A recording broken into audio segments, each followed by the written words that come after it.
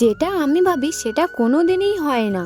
তো হ্যালো বন্ধুরা, আজ আমরা চলে আসলাম জঙ্গলে। এই জঙ্গলের মধ্যেই খুব সুন্দর একটি জিনিস আছে। ইয়া না গো, আমি তোমাদের সাথে একটু মজা করছিলাম। এটা জঙ্গল না, এটা হচ্ছে আমাদের ঘরের পিছন দিকটা, কিন্তু অনেকটাই জঙ্গলের মতো লাগতেছে, তাই না? কিন্তু এই জঙ্গলের মধ্যে এত সুন্দর সুন্দর খাবার জিনিস আছে, সেটাই আমরা জানতাম না। অবশ্যই একটা ফলের গাছ আমরা দেখলাম, কিন্তু গাছটা এতটাই বড় যে গাছেই উঠতে পারলাম না আমি। তার জন্যই কাকুটা উঠে পড়লো গাছে। কাকু একটা ব্যাগ নিয়ে গেছে ফলগুলো পাড়ার জন্য, কিন্তু আমি বললাম যে আমি ক্যাচ ধরবো, আমার হাতে একটা দাও। আমার সাথে কি হয়ে গেল তোমরাই দেখো। ফলটাকে আমি চেয়েছিলাম হাতে ধরতে, কিন্তু হাত থেকে পড়ে গেল, কারণ ফলগুলো অতিরিক্ত পেকে গেছে, যার কারণে পড়ে পুরো ফেটে গেছে। ফলটা পড়ে গিয়ে তেমন নষ্ট হয়নি, তার জন্য আমি একটু খেয়ে দেখছিলাম, কিন্তু তোমাদের দাদা ভাই বকাবকি করছিল বলে ফলটাকে ফেলে দিলাম। এখন তোমাদের এই ফলটার নাম বলবো আমি, আর তোমরা কে কে জানো এই ফলটার নাম অবশ্যই কমেন্টে বলে ফেলো। জানো, আমাদের বাড়ির এই পরিবেশটা না খুবই সুন্দর লাগে, চারিদিকে শুধু গাছ, তার মানে ভাবো আমরা কত